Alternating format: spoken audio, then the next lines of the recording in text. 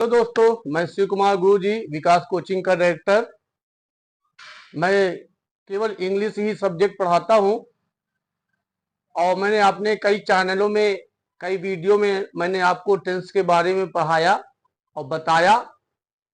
और आज आखिरी टेंस मैं आपके सामने चालू करने जा रहा हूं। आज से टेंस खत्म हो जाएगा, यूजेस चालू हो जाएगा और लास्ट टेंस है आपके सामने है फ्यूचर परफेक्ट टेंस में। दोस्तों, फ्यूचर परफेक्ट टेंस, इस टेंस के अंत में क्या आता है? चुकेगा, चुकेगी, चुकेंगे, किएगा, किएगे, कींगे, लिएगा, लिएगा, लीगी, कुछ इस प्रकार के वाक्य अंत में आते हैं।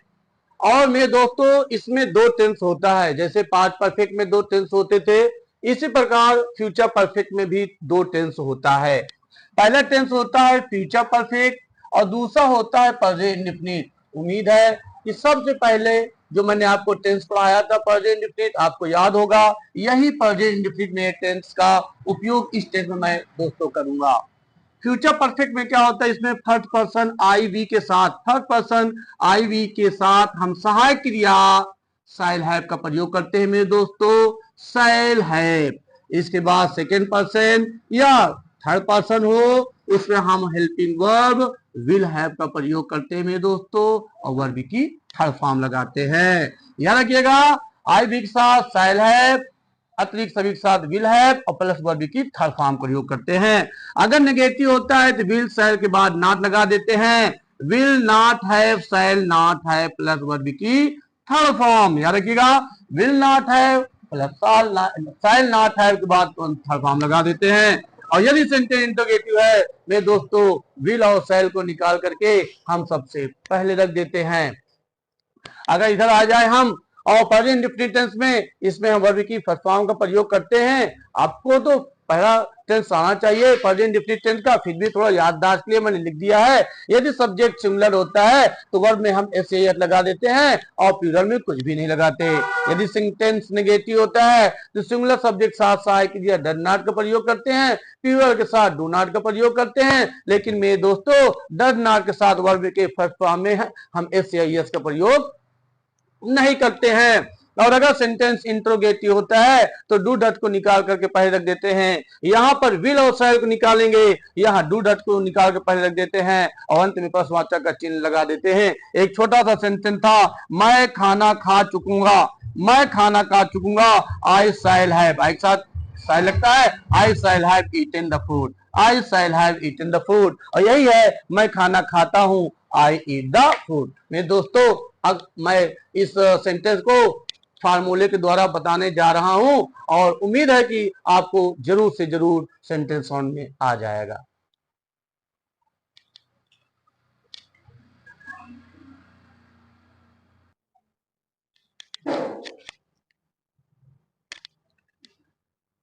मेरे दोस्तों, आपके सामने मैं एक एग्जांपल लिखा हूं, फार्मूला भी आपके सामने है।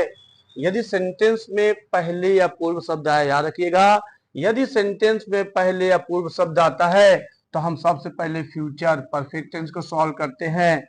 फ्यूचर परफेक्ट टेंस को सॉल्व करते हैं, इसके बाद बिफोर लगा करके प्रेजेंट इंडेफिनिट टेंस को मेरे दोस्तों सॉल्व कर देते हैं।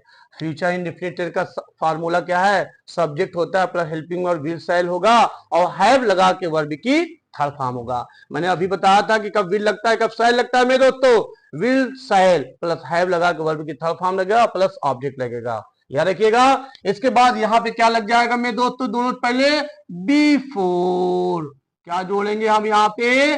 बिफोर जोड़ेंगे मेरे दोस्तों। याद रखिएगा, बिफोर जोड़ेंगे। फिर इसके बाद प्रेजेंट इंडेफिनिट का सब्जेक्ट लगेगा, वर्ब की फर्स्ट फॉर्म लगेगा, फिर ऑब्जेक्ट लगेगा। अगर सेंटेंस नेगेटिव होता है तो विल शैल बाद क्या लगा देंगे? नॉट। लेकिन जैसे ही सेंटेंस खत्म होता है यहां हम क्या जोड़ देते हैं? बिफोर जोड़ देंगे। जैसे एक सेंटेंस को जोड़ेंगे तुरंत यहां क्या लगा देंगे? बिफोर जोड़ देंगे।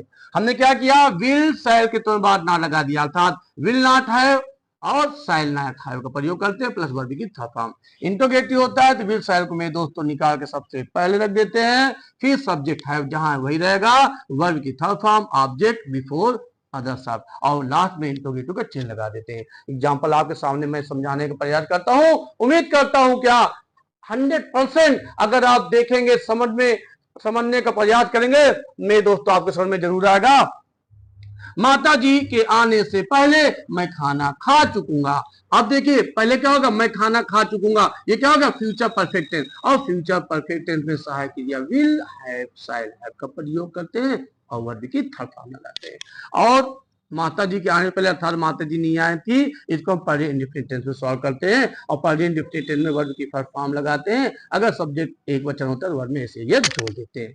जैसे मैं खाना खा चुकूंगा, आई शैल, एक साथ शैल लगता है, I shall have eaten the food. मेरे दोस्तों पर इसको सॉल्व करेंगे, I shall have eaten the food, फिर क्या लगा दिया, बिफोर लगाया, क्या लगा दिया, बिफोर लगा दिया।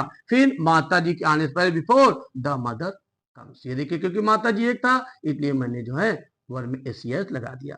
अगर सेंटेंस नेगेटिव है तो विल शैल के बाद, ये देखिए विल शैल के तुरंत बाद क्या लगा दिया मेरे दोस्तों, नॉट। ये देखिए यहाँ पे क्या लगा दिया, विल शैल के बीच में विल हैव और शैल हैव के बीच क्या लगा दिया, नॉट। ये हैव के पहले या विल शैल के बाद। इंटरोगेटिव में क्या कर दिया, शैल को निकाल के सबसे पहले लगा दिया मेरे दोस्तों, इसको उठा करके पहले लगा दिया, इसको उठा के पहले लगा दिया।